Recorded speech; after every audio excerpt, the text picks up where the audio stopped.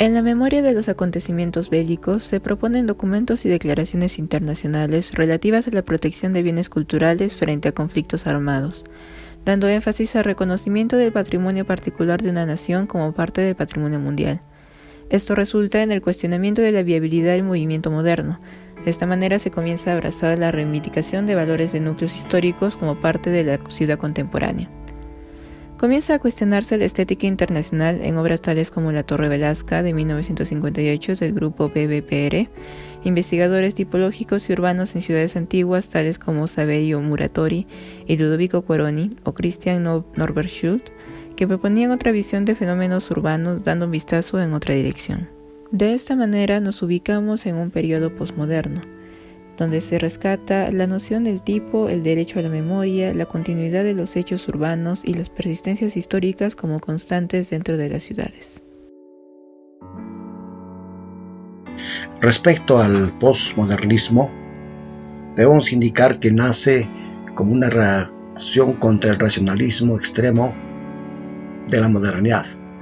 El pensamiento postmoderno se caracteriza por el desencanto y la apatía por el fracaso de la modernidad como una corriente renovadora del pensamiento y expresión de la sociedad contemporánea. Se inicia como movimiento en Estados Unidos. Su vigencia estuvo en el siglo XX. James Francois Lyotard es el padre del postmodernismo. Sustenta el carácter propio de las ciudades. Está dado por el paisaje en el que están emplazadas, determinando por su relieve, clima, vegetación, y por el clima mismo, que determinan su urbanismo y arquitectura, sus calles, avenidas, plazas y parques, y sus agentes y su comportamiento en la ciudad, sus aeropuertos, sus templos, sus catedrales y hoy en día también sus museos son parte de la verdadera arquitectura postmoderna. Como Robert Venturi. Trabajó en varios estudios, incluyendo los de Oscar Stonov, Louise Isadore Kamm. También consiguió un premio para estudiar en la Academia Estadounidense en Roma en 1945 y 1956. En el año de 1964 funda su propia firma junto a John Rauch. Alcanzó prestigio cuando en la década de 1960 inició la crítica a la ortodoxia del movimiento moderno, que desembocó en el posmodernismo de la década de 1970. Rechazó la austeridad del movimiento moderno y animó al retorno del historicismo, la decoración añadida y de un rotundo simbolismo al diseño arquitectónico. En cuanto a las obras de Venturi, materializa sus teorías de complejidad y contradicción, utilizando recursos netamente postmodernos como el collage, la cita e incluso la ironía. Por ejemplo, la chimenea desviada del eje, la cita a un frontis griego en la fachada, etc. En la misma época en la que se construyó esta obra, Venturi trabajó en uno de sus libros más conocidos, Complejidad y Contradicción en la Arquitectura. Se sale del formalismo. Ver fotos. Aquí tenemos la casa de Van Venturi, la casa de Gill y el Washington Dallas International Airport, 1962. La teoría de Robert Venturi consta de una filosofía inclusiva que abarca la aceptación de las complejas realidades del mundo y que acoge las diversas orientaciones estéticas en los edificios.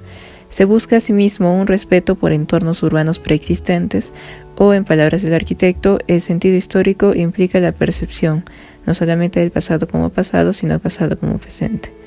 Esto se aleja de la tabula rasa de la modernidad. Otro de los representantes es Aldo Rossi, arquitecto de profesión.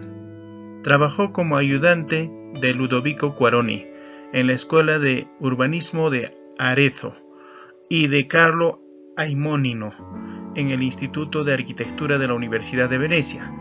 Dio clases en el Politécnico de Milán entre 1965 y en Zurich en 1972. Abandonó su actividad docente en Italia durante 4 años por motivos políticos, para retomarla en 1975 en la Universidad de Venecia.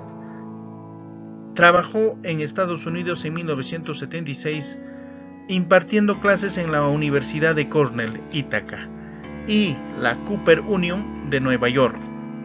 Es uno de los arquitectos más conocidos del momento, conociéndose en una de las principales figuras de la segunda mitad del siglo XX, tanto por sus escritos como por su arquitectura, y ganando diversos concursos como el organizado para el Teatro Carlo Felice de Génova en 1984, el concurso para la Villette Sud París en 1987, o el concurso para el Museo de Historia Alemana de Berlín en 1988, entre otros.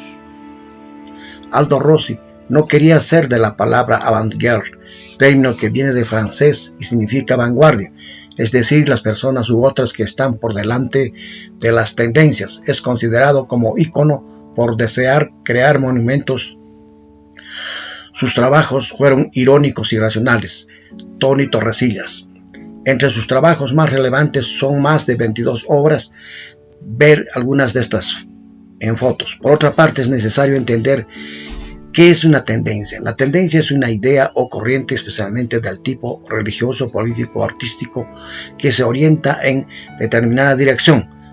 En la parte inferior observamos el edificio Viviendas de Berlín y del Museo del Mar de Galicia. La teoría de Aldo Rossi acepta las persistencias históricas como una oportunidad para la continuidad y el crecimiento orgánico de la ciudad contemporánea.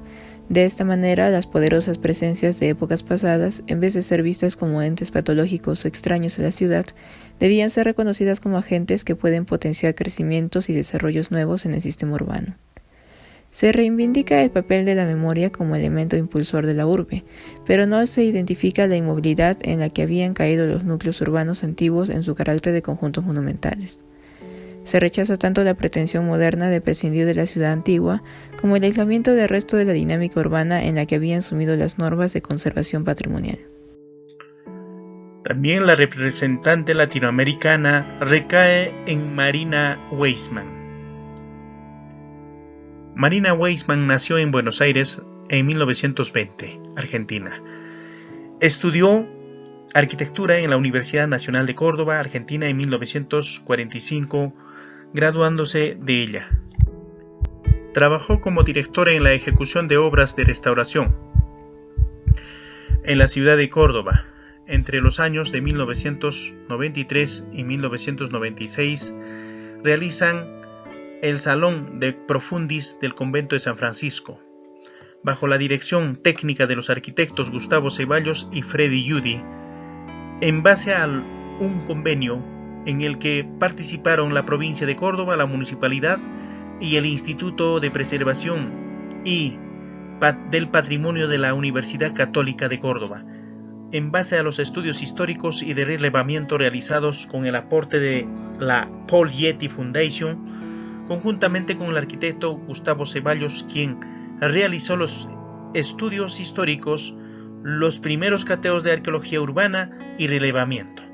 También trabajó bajo la misma condición para la restauración y puesta en valor de los puentes históricos del río Suquía, en la dirección técnica de los arquitectos mencionados, mediante el convenio entre la Municipalidad de la Ciudad de Córdoba, Argentina, y el Instituto de Historia y Preservación de la Universidad Católica de Córdoba entre los años de 1995 a 1996. Como conclusiones podemos decir, el postmodernismo se dio principalmente en Francia desde la década del 60 y el resto del siglo XX. También estuvo presente en Italia, Estados Unidos, Canadá, Japón y otros. Se caracteriza por introducir nuevos diseños en cuanto a arquitectura urbana que se sale de lo normal. A su vez, se destaca la relevancia de los centros históricos y su asociación a la dinámica urbana. Hay un reconocimiento de valores añadidos, tales como el social, cultural, económico. Cambio en la matiz de la discusión teórica, que se aleja del plano filológico para acercarse más a la realidad.